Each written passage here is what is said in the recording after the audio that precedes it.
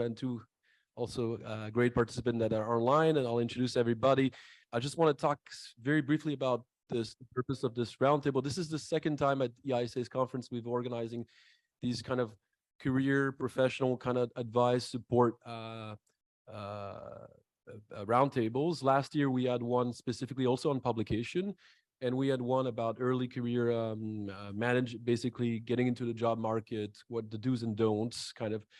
And we're continuing this with support also to about publication strategies, how to navigate through the kind of this publication kind of system where there are many venues, many potential opportunities, and many steps to follow to be able to navigate from an early draft, first submission to an actual finished product that is published in a journal. And you will have, I think, the advice from some of the most qualified, I think, editors right now. But so this is tailored again to early career PhD students or early career scholars. We've seen our growing within the community, the ISS community. We're very happy to have more and more early career scholars submitting art abstracts and getting submitted and into the program. So we'll be doing more of these either during the EISS annual conferences or online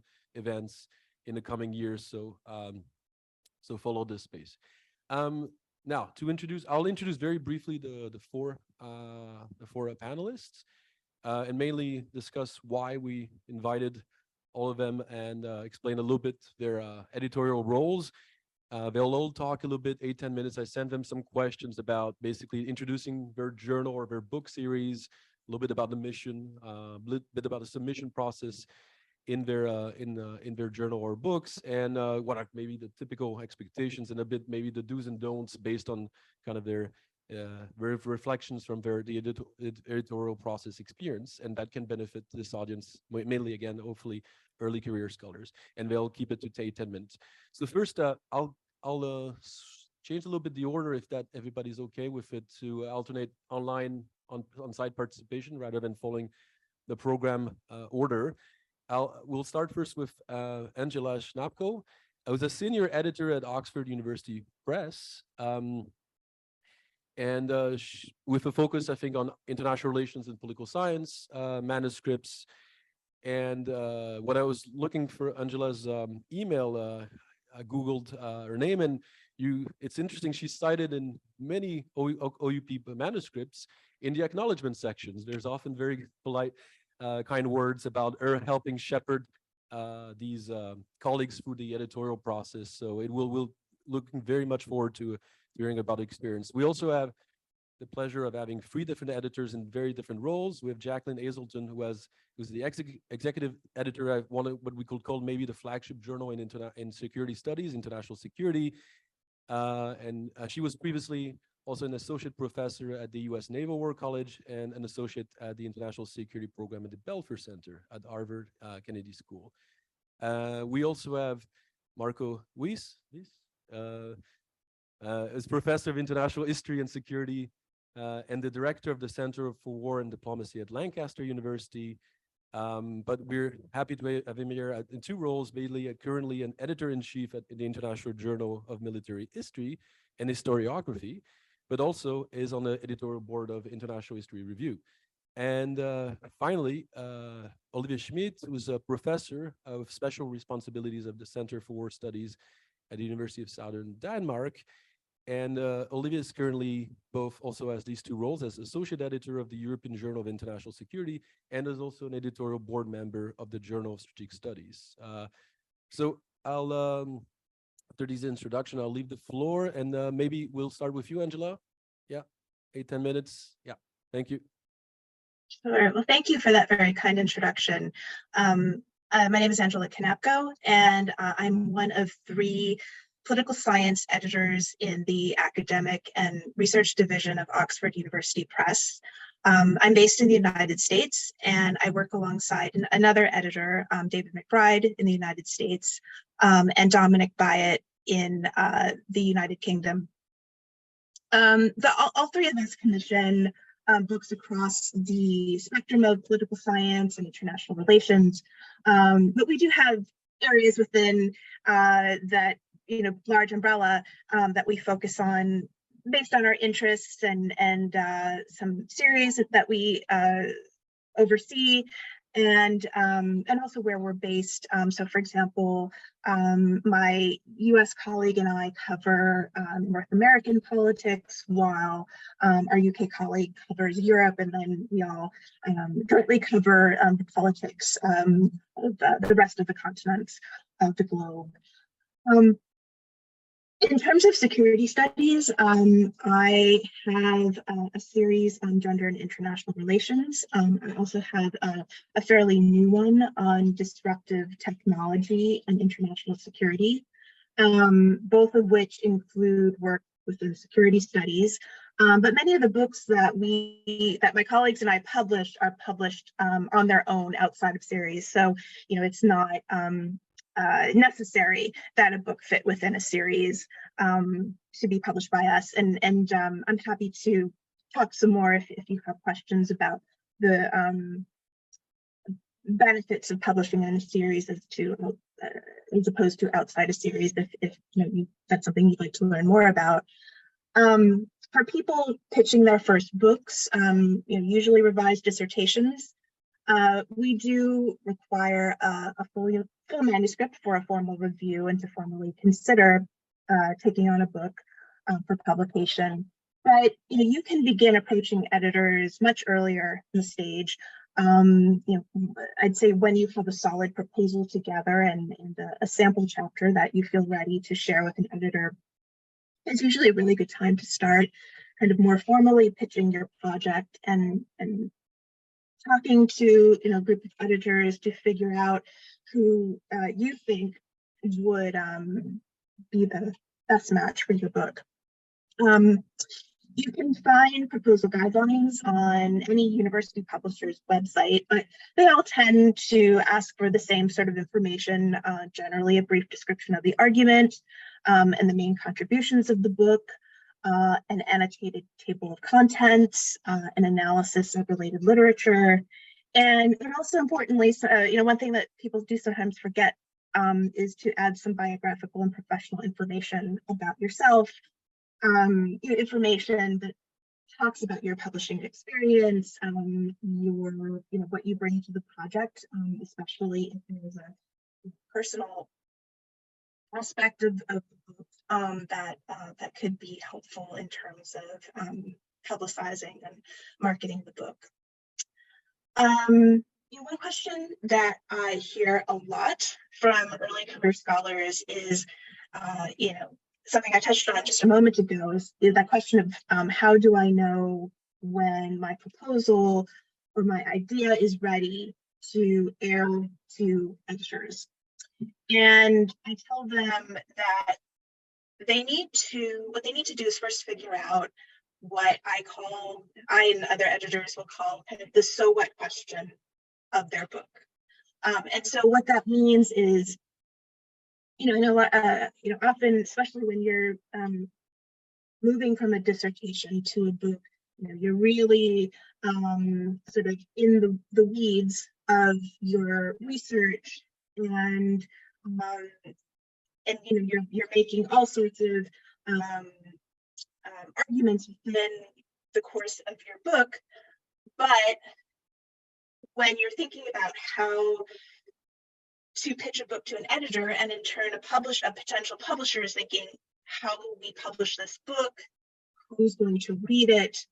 How are we going to market it? We need to know sort of what is the argument, and how would we very concisely and clearly convey that in the space of about a paragraph or two. And so, and how also, how do we convey to a potential reader why it is that they need to read the book? What are the stakes of your argument? What is the original contribution that you're making to the literature? And that, I think, can be a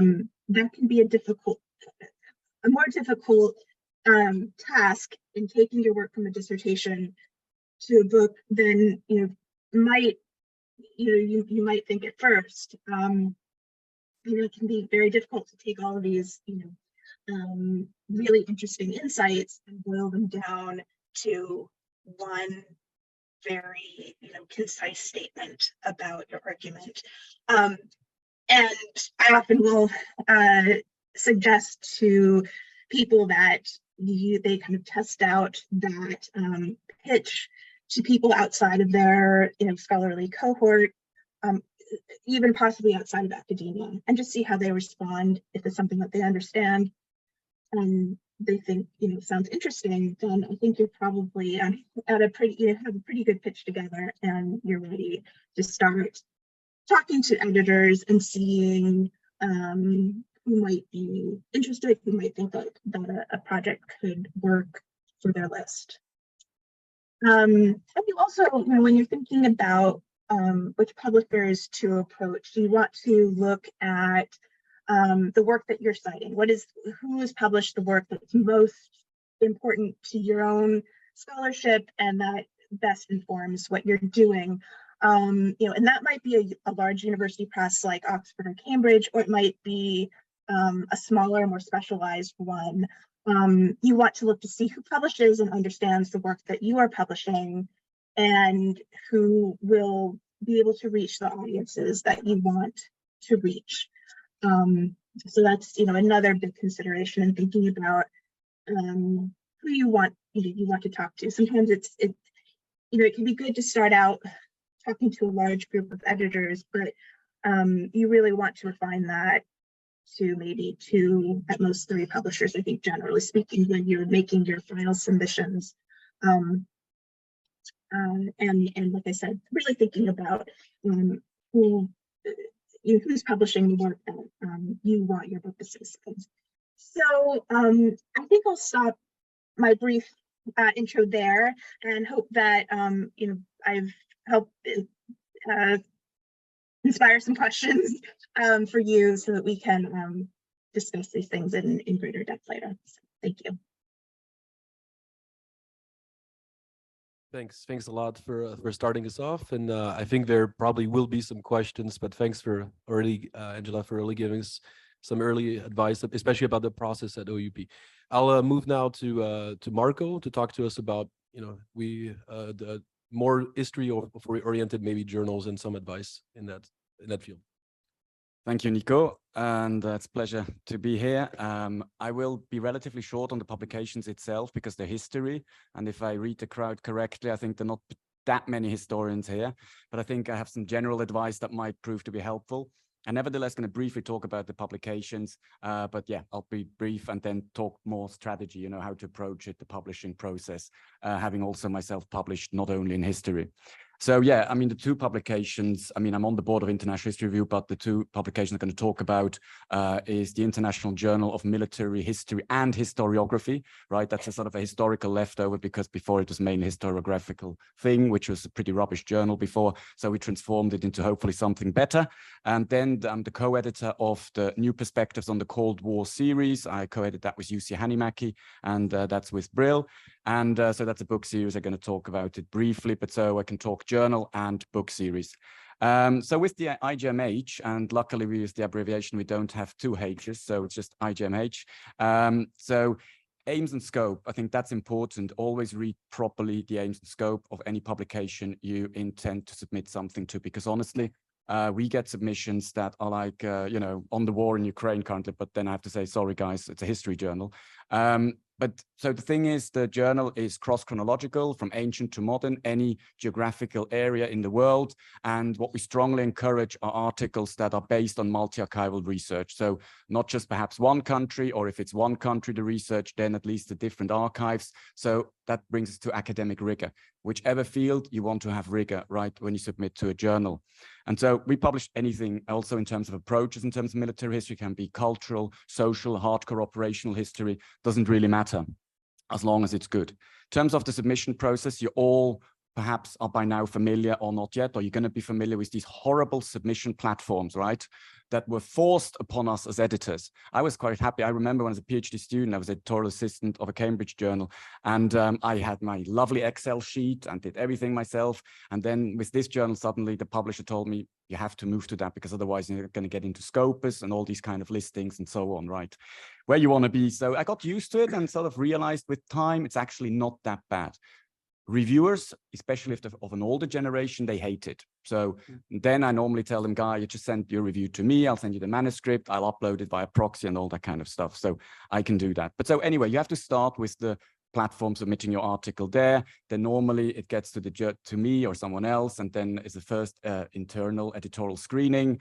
And that's an interesting step actually, because normally it can happen that you get knocked back at that stage. So don't take that always the wrong way, because sometimes if your article is not the appropriate one for a specific journal, it's nice to be knocked back at this stage because you're not going to waste time. And the editor and the reviewer, no one's wasting their time, right? Of course, sometimes you have to knock stuff back just because it's bad quality, which hopefully won't be the case in your case. So then normally it's double-blind peer review, 2 reviewers, and if in doubt, so if I get, for instance, an accept and a reject at the same time, then I get a 3rd reviewer, right? Because reviewers can't always be trusted, right? I think as an editor, you have to make an editorial judgment sometimes. And you also know that certain academic cultures are just meaner than others, right? And I'm not going to name any countries here, but some countries, it's just reviewers, they just love trashing an article. And then as an editor, you have to take that with a pinch of salt. So you have to go back to read the article yourself and actually see, is the criticism justified?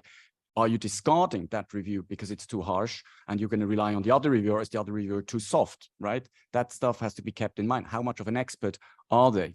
So I think that is really important when you look about, when you go after it. So then when it's about what you, and oh, sorry, I have to finish the process, right? So then normally it then gets sent out for review. And then be patient, but I'll come back to the patient bit, and don't be too patient at the same time, but I'm going to come back to that bit too. So the thing is, ultimately, it can take a while, reviewing process, because academics, they have a lot on the plate, and reviewers get, you get asked all the time to review stuff, and you can only do that much because you have to teach, you have to carry out your own research, you have admin duties. That's another beauty of an academic career, isn't it?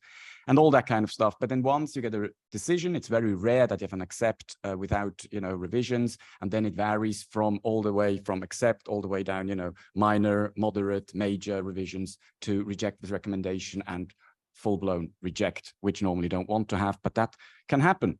And so what is really important when you submit to a journal, again, that's what I said before, really read carefully the author's, the aims and scope section, right? That it falls nicely within, because sometimes it depends, like the better the journal often is, they're often inundated with submissions, which means they can be ruthless at desk stage, right? And they can reject whatever they want because they have a lot of submissions.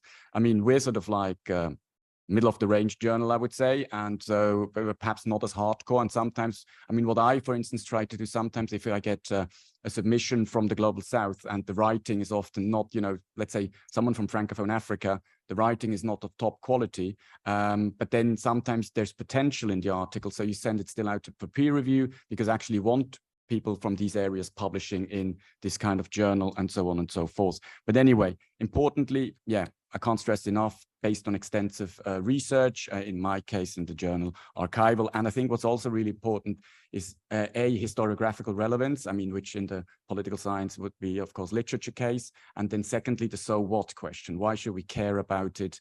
That is really important, I think. And that's often something that gets missed.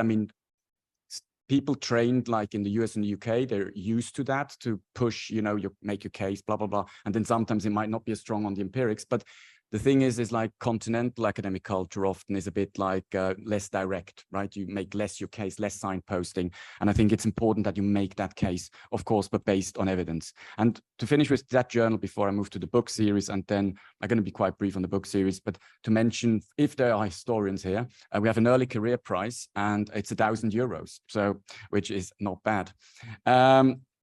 Then for the book series, so the New Perspectives on the Cold War, it's a series. We predominantly prefer research monographs, but we also do edited volumes, but selectively. And I do that with Jussi Hänimäki from the Graduate Institute in Geneva, who you know also well, Oliver, right? And so aims and scope, it's generally what, with the New Perspectives, we couldn't come up with a more creative title, and that's a bit a shame. But it's pretty much what it says. Like, we aim to offer a bit different approaches, whether it's transnational, whether it's like non-state actors, or it's more global South perspectives. And again, we like to see proper archival research. And in terms of the submission process, I mean, it's pretty basic. You get either in touch with UC or me, pitch an idea. Often it's good to just pitch an idea. So what do you think about that? I said, yes, potential. Why don't you send us a book proposal? I mean, all the editor at Blarel are contact there. So that's one thing. And then normally, if we say it's great, well, send a book proposal, ideally with already sample chapters. And then, but the book proposal with sample chapters get reviewed. And then if positive, we give a contract subject to peer review. And then once we get the full manuscript, it's going to be, see the clock ticking here. It's going to be properly double-blind peer reviewed by 2 reviewers. And then eventually, if all things being well, published. And I think, again, it's important to be in line with the author's instructions, the aims and scope, and again, extensively based on good research, ideally international, global, or transnational. And it should offer something new, right? Because we called it New Perspectives on the Cold War, so we don't want to lie too much to people. Then a couple of observations, more generic now, perhaps. So the first one is think strategically, I think, when you want to publish. That's really important, because also, which academic system are you going for a postdoc, for instance?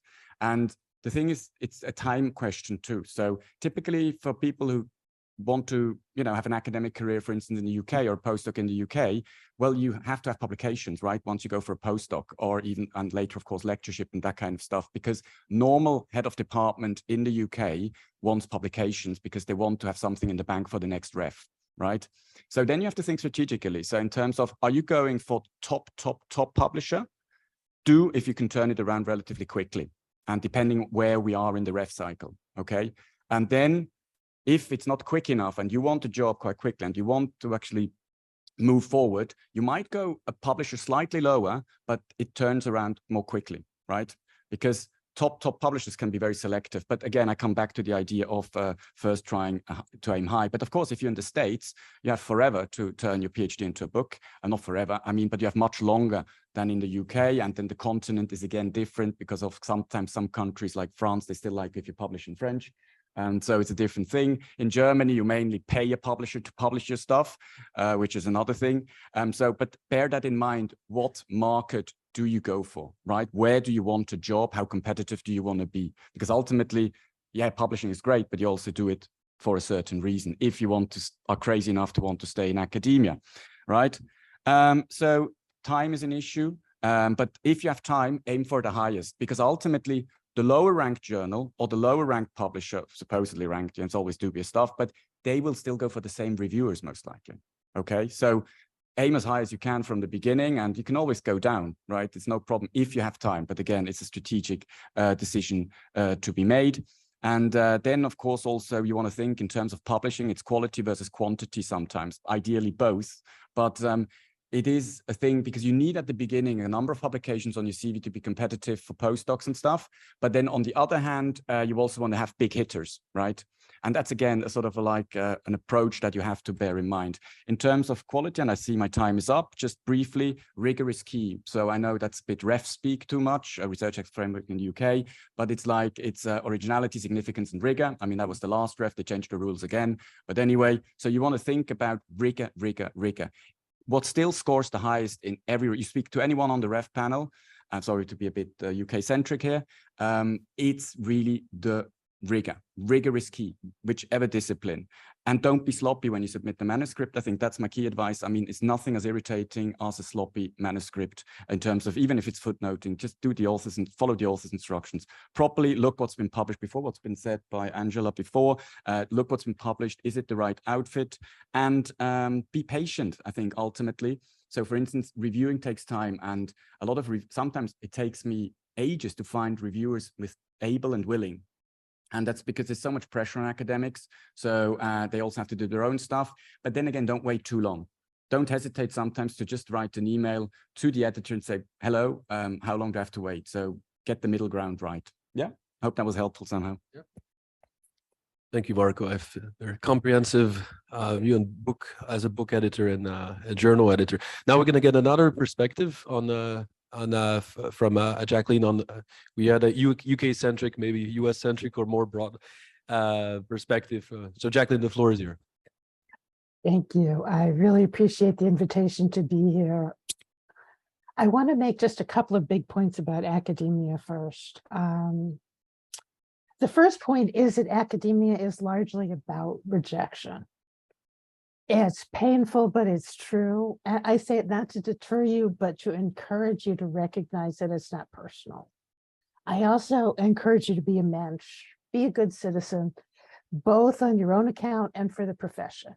Give your colleagues constructive feedback, write constructive reviews, be kind, create for yourself a healthy community, because good scholarship comes from a community. It's not something that each of us could produce on our own.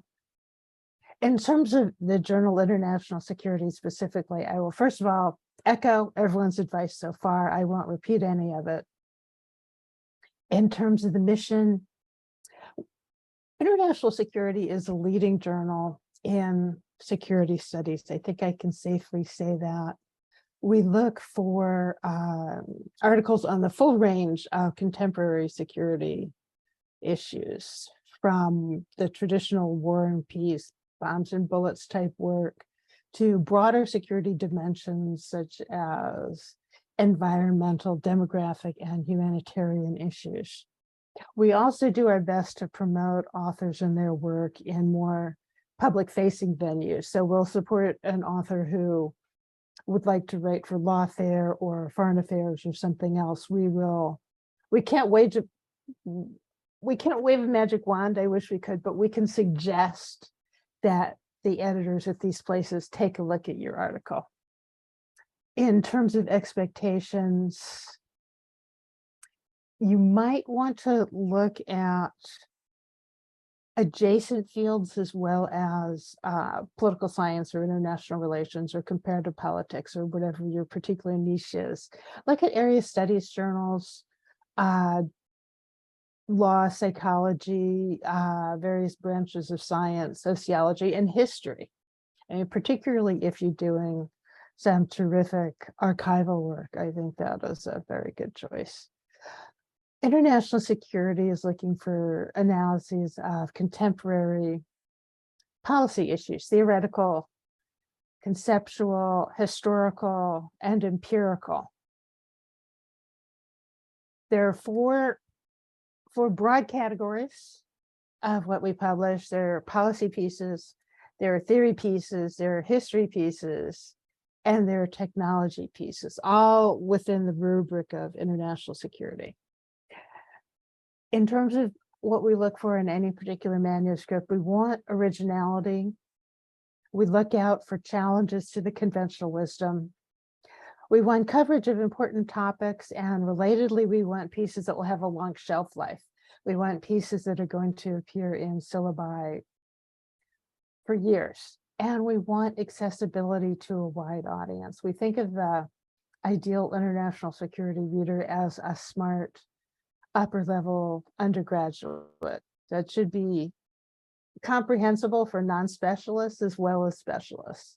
The process is very straightforward. You can submit to International Security, and you could submit the same piece to another journal. Just let us know. Send us your best work.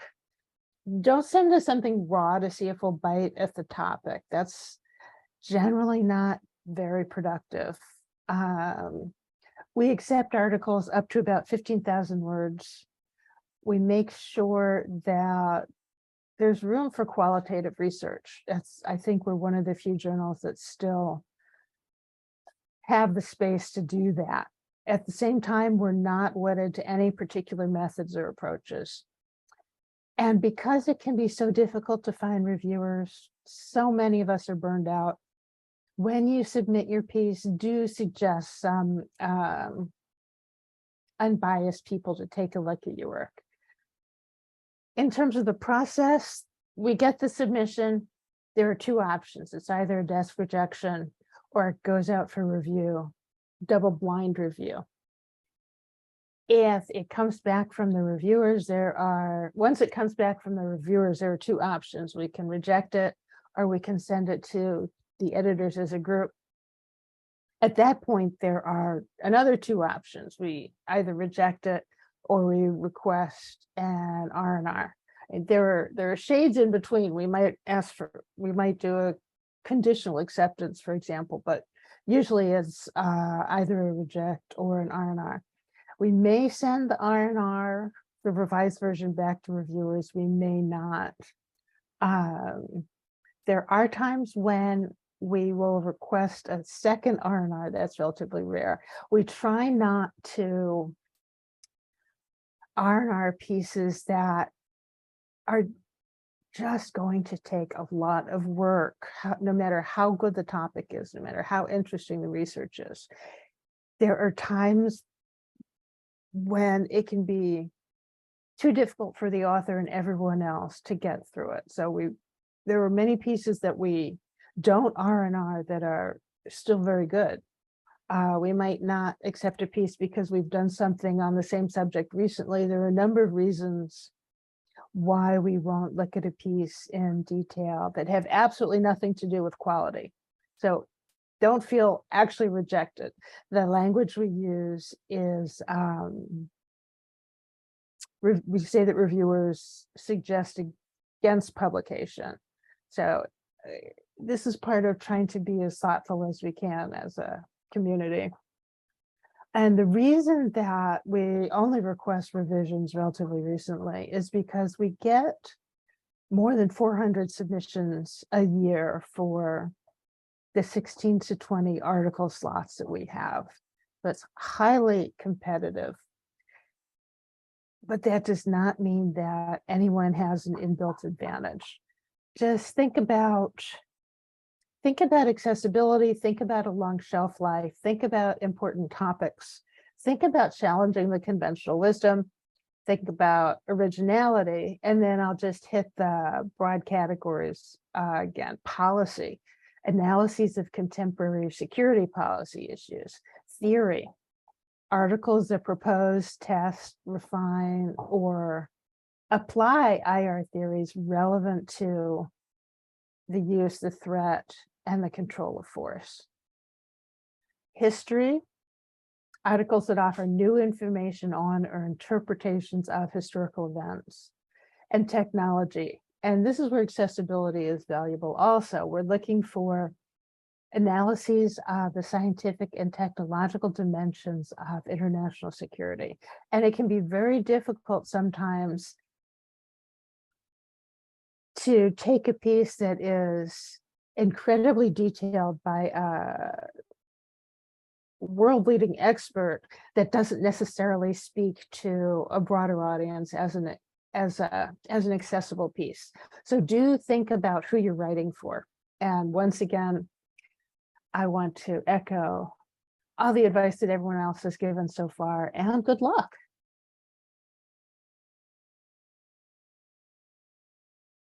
On that for detailing the process, giving some advice, and on the wishes. We'll move to our last panelist is Olivier. Thank you, and good evening, everyone. So the problem of speaking last is that most of the good advices and descriptions of the process have already been given or described, and I'll try to find something interesting and new to tell you because I subscribe to everything that has been said so far. So just to maybe briefly describe my roles. I'm a board member of the Journal of Strategic Studies and an associate editor of the European Journal of International Security. And the role is different for the two journals. For the Journal of Strategic Studies, I'm basically an advocate for the journal. It's my main function is to try to identify cool manuscripts and encourage authors to submit to JSS so that the journal keeps floating. But I'm not handling the day-to-day submissions like Marco was describing, of receiving submissions, screening them, finding the reviewers, and so on. That's very much the job of Joe Maiolo and his team. Joe can ask me for advices on identifying reviewers. Of course, I review article myself. Being on the board, I'm being sent my fair share of articles to review, but I'm not processing the day-to-day of the journal. That's what I'm doing for the European Journal of International Security, where we are a team of 5, where the lead editor is Andrew Mumford. And we basically have this board, editorial board, where we process the different articles. And I'll get back to that. And also maybe in conclusion, I'll also talk about the fact I'm a board member of the book series called Issues in Modern Warfare, and that could be interesting for some of you submitting your PhD thesis. So I'll very briefly talk about it at the end. Maybe I'll start by talking about the scope of the 2 journals, Journal of Strategic Studies, European Journal of International Security. Journal of Strategic Studies published by Routledge, and it's an interdisciplinary journal. By interdisciplinary, I mean mostly political science / IR, strategic studies, and history. That's the type of papers you will find in JSS.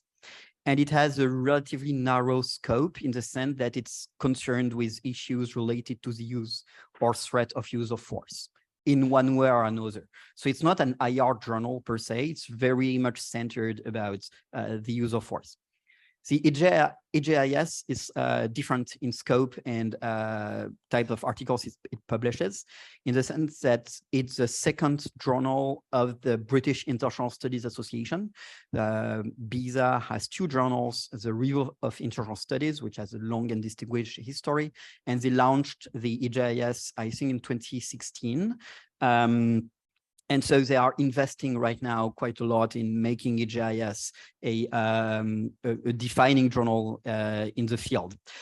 But it means that the scope is broader than JSS. It's international security understood in a large sense, from traditional security strategic studies to much more critical approaches. And our editorial board tries to cover that range of different topics. Also, the length of the manuscripts are quite different. JSS is about 9,000 words, and EISS is about 12,000 words. So you see, we have different journals here with different scopes, one which is interdisciplinary, one which is much more disciplinary in the sense that it's very much a political science journal, one which has a relatively narrow focus, and the other one which has a broader focus. In terms of processes, they are very similar to everything that has been described so far, right? We process, there is a first screening of the articles. It goes to either desk reject or to reviews. And then based on the reviews, there are an assessment of, rejection, revise and resubmit, and so on and so forth. Maybe what could be interesting for you is the kind of manuscripts the kind of thing we're looking at in a manuscript.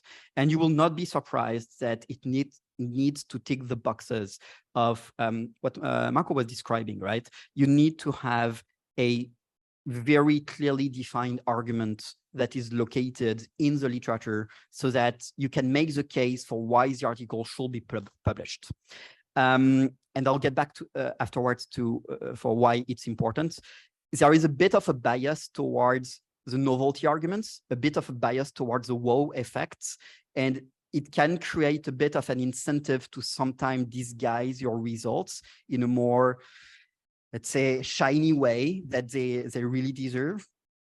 Unfortunately, there are structural pressures towards publishing wow type of articles, but still, anyway, in general, having a clearly defined, well-located arguments in the literature is an important factor that we're looking for. And of course, it needs to tick the boxes of rigor, right? It needs to have a literature reviews, a research design, an argument, a method that is coherent. And we are, open to a lot of different methods and theoretical approaches, but it needs to be rigorous. And I think it's also related to the fact that both JSS and EISS are based in the UK, and that the ref is giving these kind of structural incentives, but clearly it's something we're looking for. maybe what could be interesting for you is I could try to give you an overview of the type of pressures or structural incentives that we have as journal editors. The first thing is that we are constrained in terms of pages, because those journals, they are still published in a paper version. And I'm here talking about the European Journal of International Security, which means that Cambridge University Press, which is a publisher, tells us you cannot have more pages than this per year, period. Which means that we can publish 25 articles per year, no more than that. Regardless of the number of quality submissions that we get less than international security, but we still get about 350 submissions per year. So you can do the math, right? It's less than 1 in 10, which is published. And sometimes it doesn't have to do with quality. It's literally a matter of we cannot publish more than 25 per year. Cambridge UP is moving towards a model in which there will not be a paper version of the journal anymore within 2 to 3 years. And we probably will be able to move up towards an upward limit of 40 publication per year, 40 articles. Of course, that's more work for us to process. So we need to calibrate that. But just to give you a sense of the fact that there is a limitation where sometimes we need to reject articles because they are just slightly less good than another one, but they're still really good, and we would have liked to publish them, but there is this constraint. So second one, and it was a bit new for me.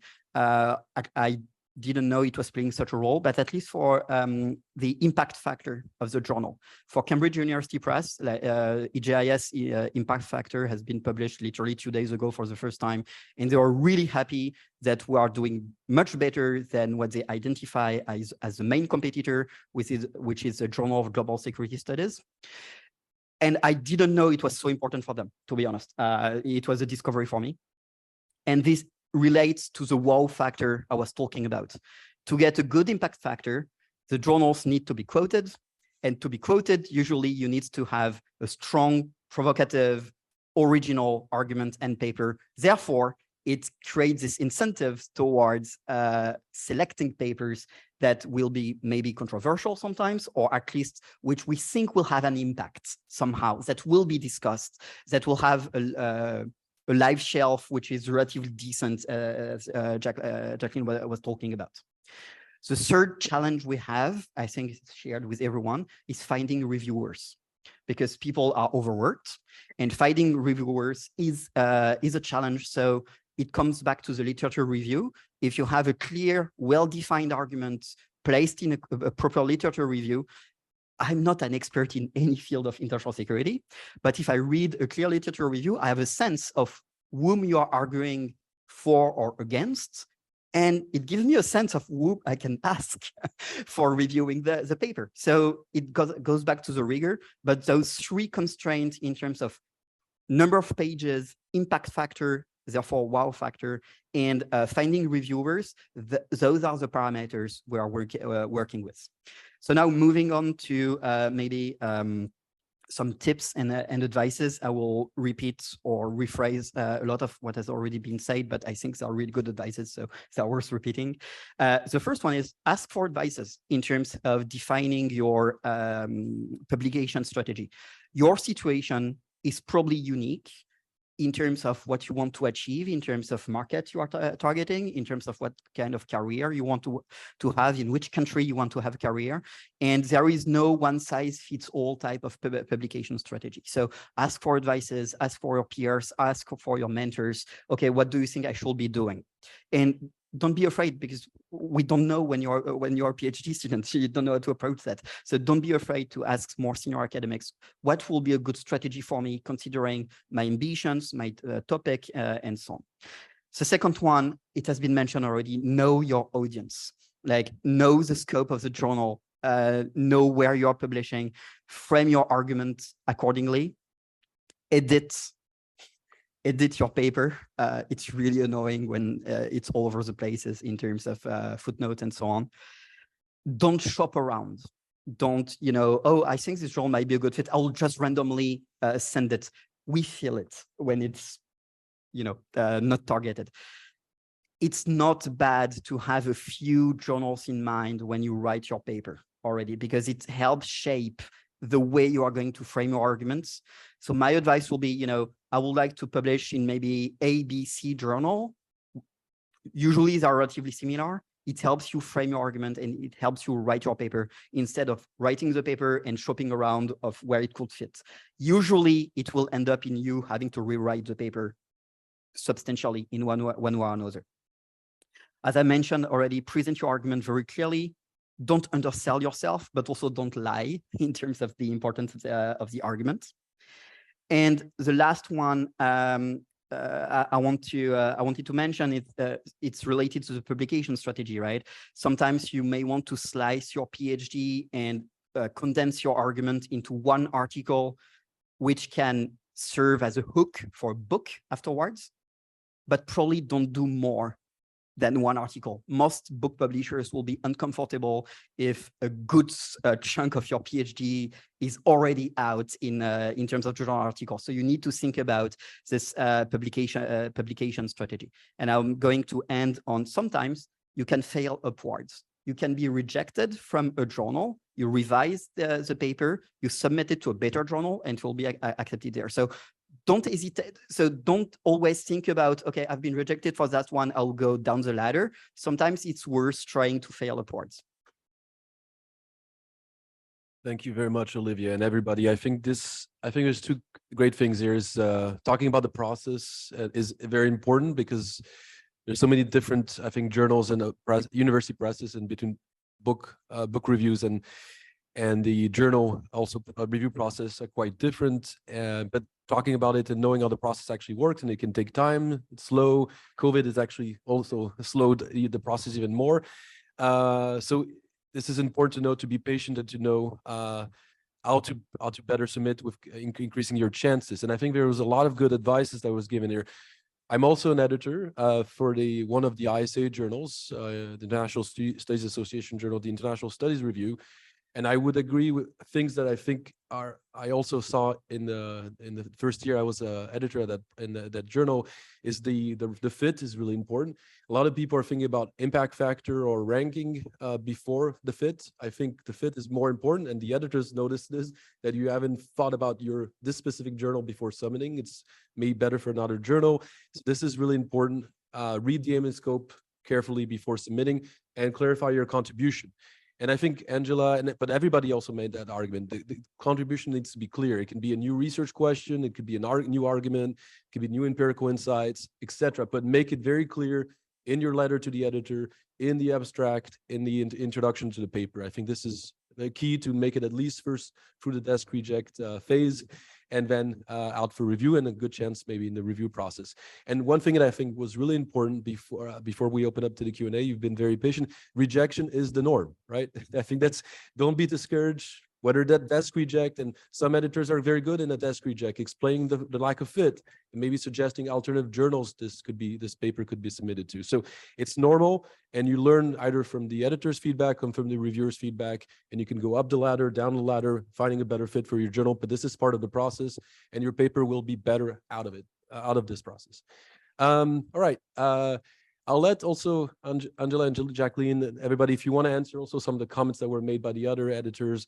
But I'll first open to a few questions, and then I'll let you guys then elaborate a little bit further. Yeah. Yes, up here. Yeah. And I'll reiterate the questions so you can hear them through the mic. Yeah.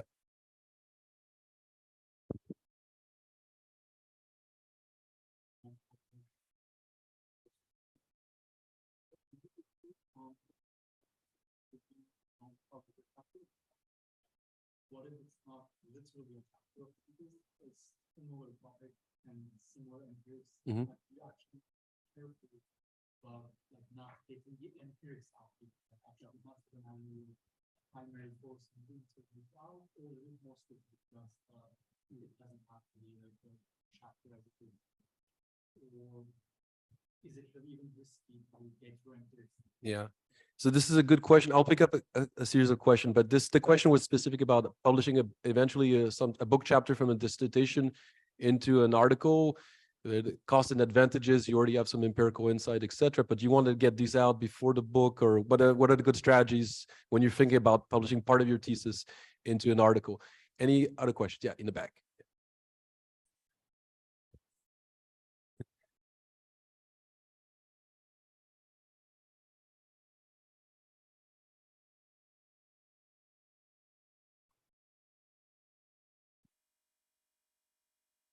Mm-hmm.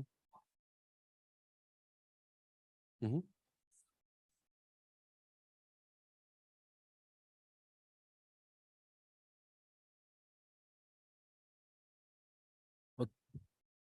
Yeah, very good question about single authored versus multi-author submissions. What are the editor's perspective on this? And also on a job market perspective, maybe the different panelists could also reflect on that. Thank you. Yeah. Any other questions before we go back to the panelists? Okay, well, I think there's a lot of material. Maybe Angela, you want to go first? Or, yeah, and then Jacqueline and Will on-site participants. Yeah. Sure. Well, I'll speak to the question about publishing part of your thesis in articles as opposed to what you do or do not incorporate into your book manuscript. I would echo what some of my other co-panelists have said, where you don't want to publish too much of your work outside of before you pitch a book. However, that being said, I look at if you have an article published in a top journal, that's really it augurs good things for the book, but it also acts as a nice marketing tool for the book. You're getting your work out in the public. People are getting to know your name, getting to know your work, and so that's a bonus for the eventual book. Another important thing is that if you are publishing, say you publish one or maybe two, I generally tell people not more than equivalent of 2 chapters worth published outside of the book.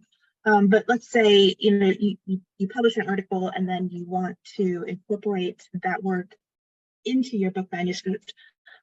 What you don't want to do is just pluck that article and drop it in your manuscript as its own chapter.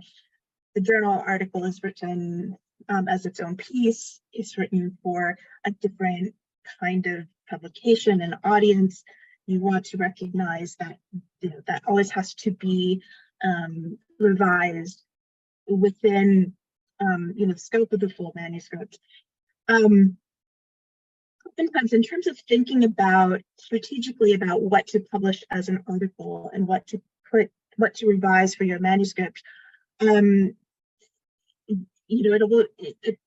oftentimes people will have to take some parts out of their book manuscript. Maybe they have a lot of good empirical data that doesn't all fit within the scope of the book, but it's something that can be removed and developed into an article.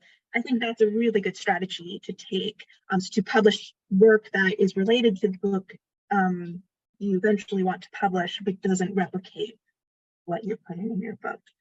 And then trying to think, in terms of single authors versus co-authors, I can't speak to how that affects your prospects job-wise, but I will say that probably I don't have, and I think most publishers feel the same. I don't have strong feelings about co-authored works versus single-authored works.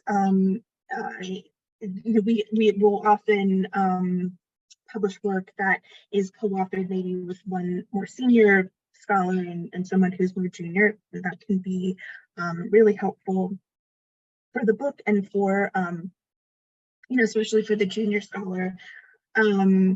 Usually the greatest hurdle that we face is just making sure that the writing is smooth so that you don't have this sort of jarring change in tone, that goes where you go from one author to the next. So I think that can be the one question about single versus multiple authors.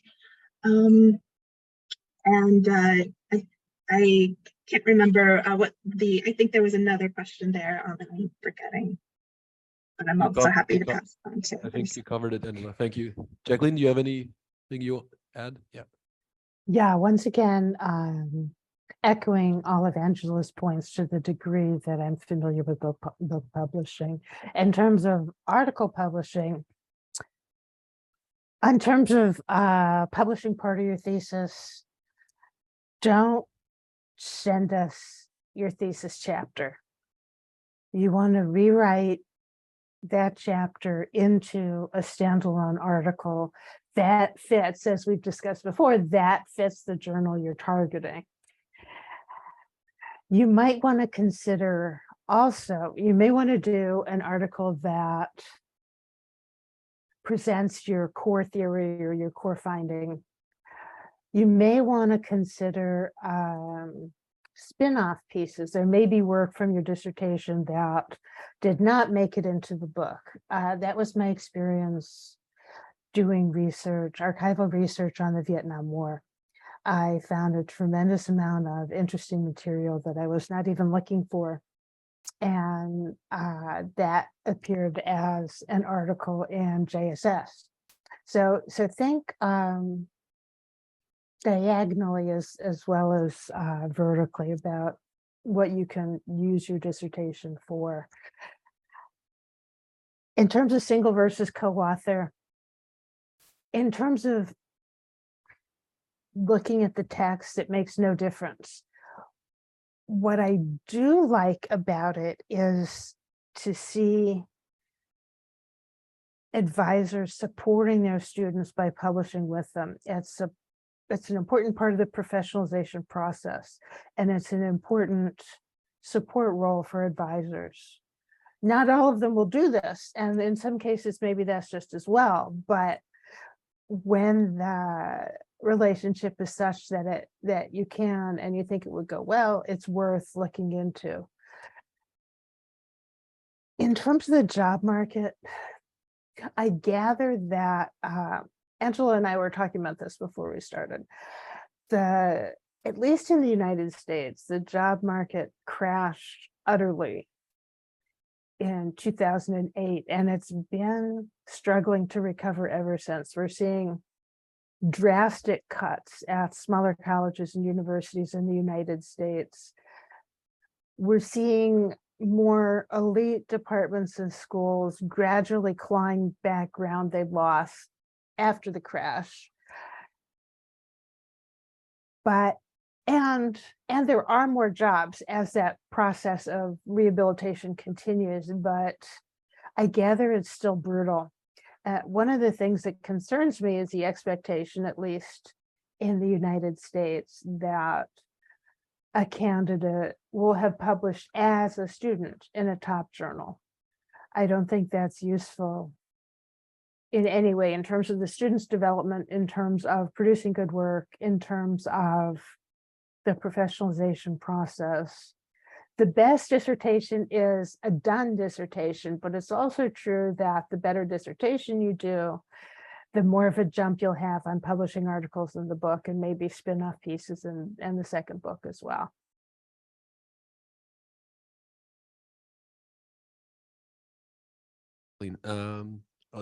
Marco, Olivier, yeah, just very briefly. Thanks. I think I'll start with the multi-author, joint author versus single author. I think, this depends quite a bit on the discipline. I think in history, it's less often the case, even though it happens a bit. In political science, IR already slightly more often. And then if you talk, I recently spoke to someone in science in my university, and I was joking, you're incapable of writing an article on your own, right? And then, of course, I got the answer that actually they need a team because they actually, with the tests and stuff and so in the lab, etc. So point taken. But I think that's one thing. But I think still, if I'm on a panel for appointment or stuff, then and I see like only co-authored stuff in the publication list, I'm skeptical, right? Instinctively. I can't really ground it in anything reasonable or so, but it's the case. So a couple of it, I think, yes, if it makes intellectual sense, right? If it's really, okay, you bring something to the table, I bring something to the table and it works, but otherwise don't force it just because, you know, oh, we've been together in the same office, I don't know, as PhD students kind of thing. So I wouldn't do that.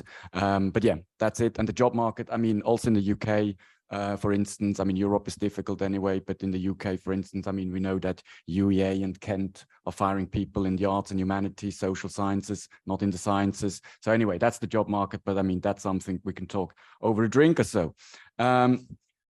Many, yes. And then the thing with turning stuff into, I mean, articles and books, I mean, that's really something you also want to be careful not self-plagiarizing, right? I mean, that is really a thing. And also, some of us here, we have multiple languages, right? So you might think, I'm going to publish this, you know, in another language, a little article here, and then book, you know, is going to be in English and whatever. I mean, I know of a colleague, I mean, not in my university, but I'm not going to name this person, but was caught for plagiarism in the other country and was really like blacklisted and everything. And we're talking here established academic, right, who did exactly that. So that's something to think about. But I think, of course, you have to get publications out of your PhD research in order to be competitive before you actually turned it into a book. But it's a very fine balance. But often sometimes you have research that's associated with your PhD. You can't pack everything into the thesis and then the book, and then you can have an article on that. And always a good thing is, I think, to, like Olivier also said, like something that runs through the PhD, like an idea or something like that, that you then take out, but definitely not, as it was said, a chapter. And it can be one of the sexiest ideas you have in your PhD, right? And actually then this will be a really good article that's going to be well read and it's going to look good on a job application. Yeah. Yeah, I'll start with the chapter. I think I subscribe to everything that has been said. Maybe just two general advices, comments. Writing an article which is derived from the PhD can also help you incorporate and put out there material that did not make it into the PhD, but that you still gathered for the research itself, that did not make sense within the project in the end, but you still have empirics or you still have data that you can use and you can turn them into an article. I've done that myself for an article on practices within NATO, which was based on empirical work, ended up in the PhD, but I still had enough material to make it into an article, so that could also be a way.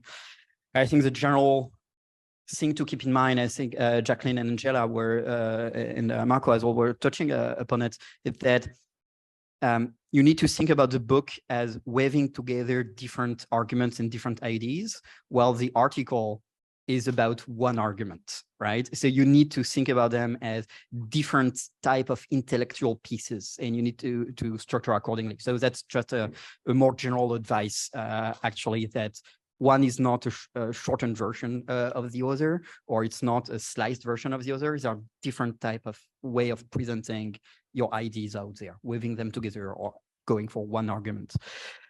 Single authors, co-authored, it's really dependent on the job markets. I would agree that if you only have co-authored pieces on a CV, I will be slightly cautious in terms of who's driving, especially if it's always the same co-author. The natural question will be who's driving the relationship. Is that person tagging along someone? Because you don't know, right? You don't know how it's working. This being said, for junior academic CV, looking at postdocs, this kind of stuff, I will, at least in my department and I think in my academic environment, we will look at a co-authored piece in a very strong journal in a more positive way than a single authored piece in a bad journal. There are no bad journals, come on there.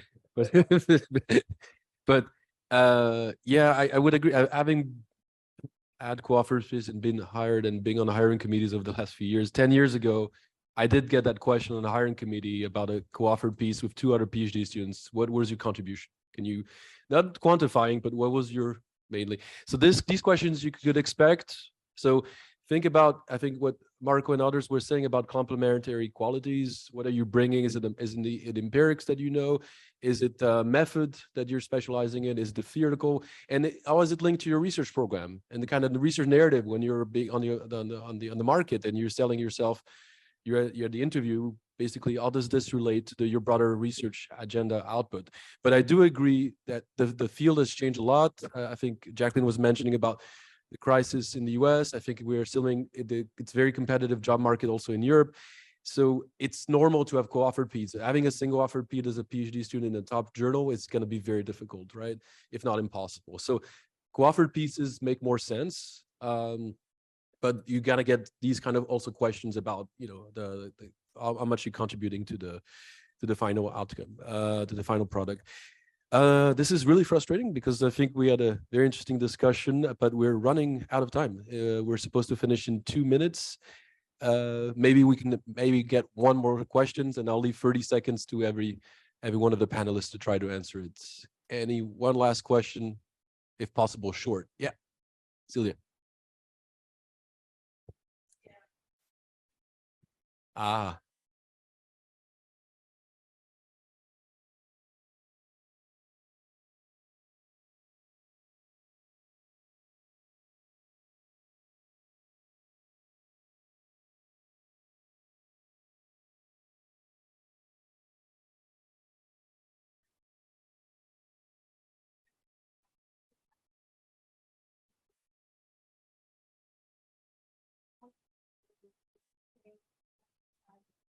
Mm-hmm.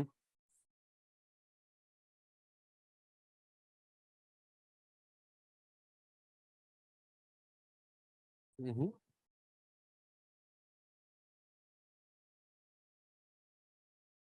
Yes, this is a good question for from one of the participants about basically helping a little bit the authors when they're submitting or resubmitting.